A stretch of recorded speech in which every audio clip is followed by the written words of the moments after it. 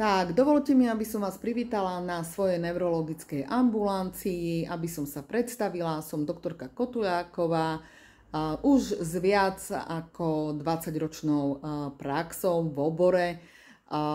Po ukončení lekárskej fakulty v roku 2001 som odišla pracovať do Českej republiky, kde som mala možnosť stážovať aj v Hradci Králové na neurochirurgii. Následne som odatestovala v Prahe a po nejakom čase som sa vrátila teda na Slovensko. Prečo vzniká tento YouTube kanál? Rozhodla som sa, že vytvorím platformu, kde by sa mohli na mňa obraciať pacienti, klienti, jednoducho ktokoľvek, kto má akýkoľvek zdravotný problém alebo ho niečo trápi, s čím si nevie rady, prípadne pracuje v zahraničí alebo jednoducho jeho lekár je nedostupný alebo má vysokú čakaciu lehotu a nevie si s daným problémom rady. Takže budem sa snažiť byť nápomocná.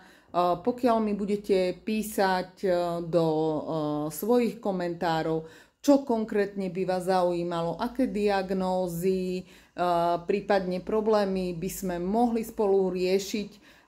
Veľmi rada to na tomto YouTube kanále odkomunikujem s tým, že rada by som sa zapodievala aj diagnózami, ktoré sú často v populácii známe, ale napriek tomu sú tabuizované a je to nejaká ošemetná téma, s ktorou sa pacient alebo klient bojí ísť k lekárovi, bojí sa mu niečo povedať a tým pádom sa ten problém prehlbuje. Tu, keďže to bude v anonymite, sa môžeme o tom porozprávať jednoducho takto otvorene, bez toho, aby som ja komunikovala konkrétnu osobu. Takže rada by som vytvorila priestor, aby ste sa nehanbili, aby ste jednoducho mohli vyjadriť svoj problém, prípadne rozoberieme spolu tému, ktorá by vás zaujímala.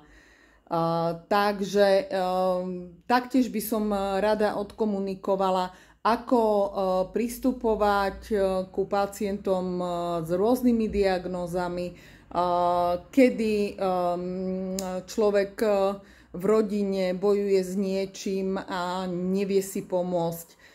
Je toho naozaj veľa, čo by sme, na čom môžeme spolu participovať, takže budem veľmi rada, ak vás moje video zaujalo, aby ste mi napísali do komentára, aby ste mi napísali, čo vás zaujíma v budúcom videu, ktoré bude presne o týždeň v pondelok. Dúfam, že dovtedy nazberám dostatok materiálu, aby sme sa v pondelok o 6:00 mohli takto stretnúť a odkomunikovať.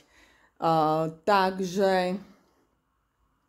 asi toľko pre dnešok. Pokiaľ sa vám moje video a moja myšlienka páči, tak mi dajte like, prípadne si dajte zvonček, aby ste nezabudli na odber. Takže prajem všetkým krásny deň.